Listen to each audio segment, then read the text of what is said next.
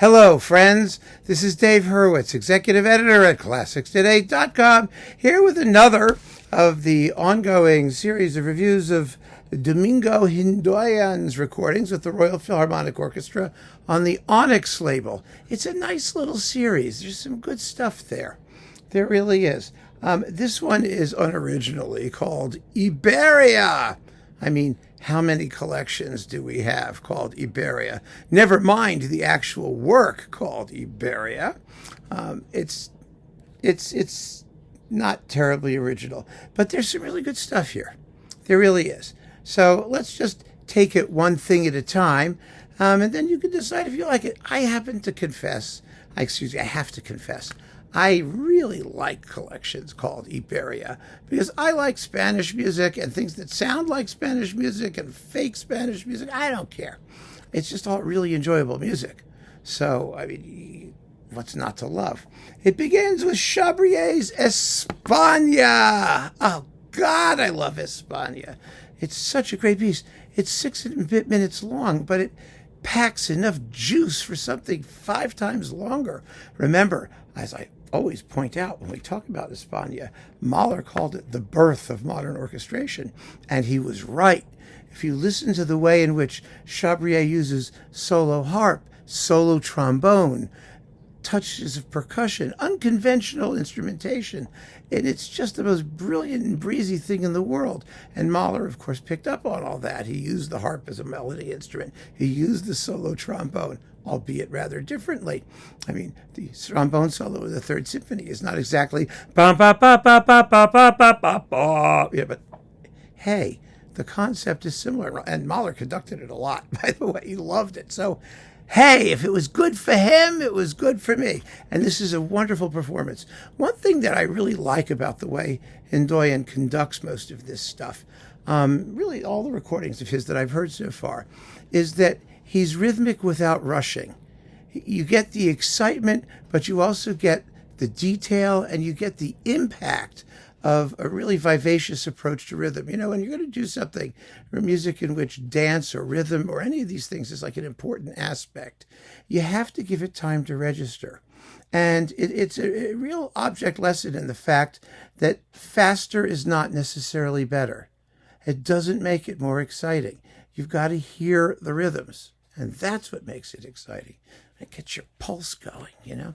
So Espana is really good. Then we have Debussy's Iberia. And Iberia is another one of those pieces. It's kind of hard to wreck. It's a strange piece that way in the sense that, well, I suppose you could ruin it. I've heard less good performances of it. But if it's clear and if it's crisp, and again, rhythm, you know, right at the very opening, Debussy marks the clarinet theme, something like bien rythmé, something like that. You know, it's supposed to be really well articulated. And this is a very well articulated performance. The finale is particularly good, by the way, with the bells and things. They all come out really nicely. Then we have Ravel's Rhapsody Espagnole, which we all heard a million times. And we just heard a great recording of that with Joanne Folletta in Buffalo, which was absolutely spectacular. But this is almost as good. I mean, it's really very, very, very good with a terrific concluding feria and everything in its place. That's really nice. El Barada del Gracioso also benefits from the clarity of articulation and precision of rhythm. At the end is really fun. You really want to hear those trombones going womp, womp, boom, yeah. And they do. It's really fine. The Pavane for a Dead Princess is here for some, well, technically an infant. Infant is a Spanish princess.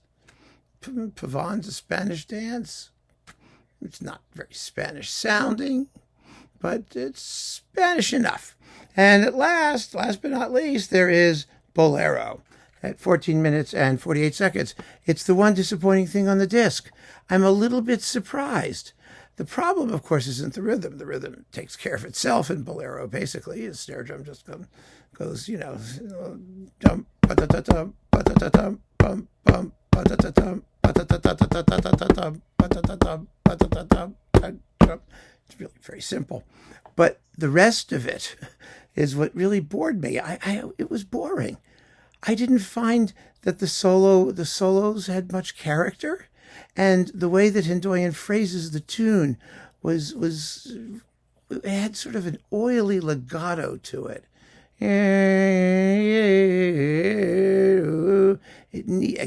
It's a question of articulation.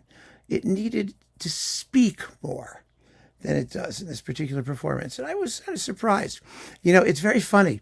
And when we did the, name a piece of music that you disliked the most, so many of you chose Bolero.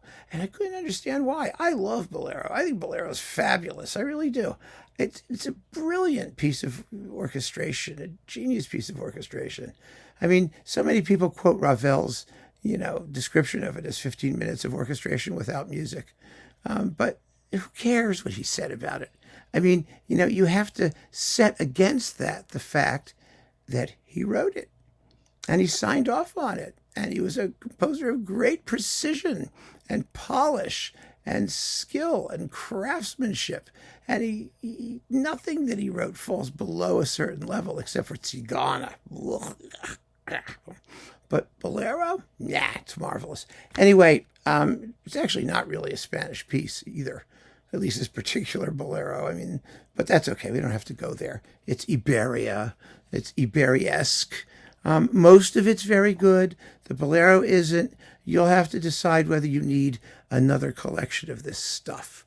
Because however well done it is, however well done Hindoyan conducts it, or the Royal Liverpool Philharmonic plays it, it's swimming in a sea of similar material. And it's not the best, but it's very good. Where it's very good, it is very good. It's excellent. So, what can I say? I wish I could have more enthusiasm. If Bolero had been terrific, I could recommend this without reservation. But it isn't, and I can't. So keep on listening, friends. Thanks for joining me. Take care.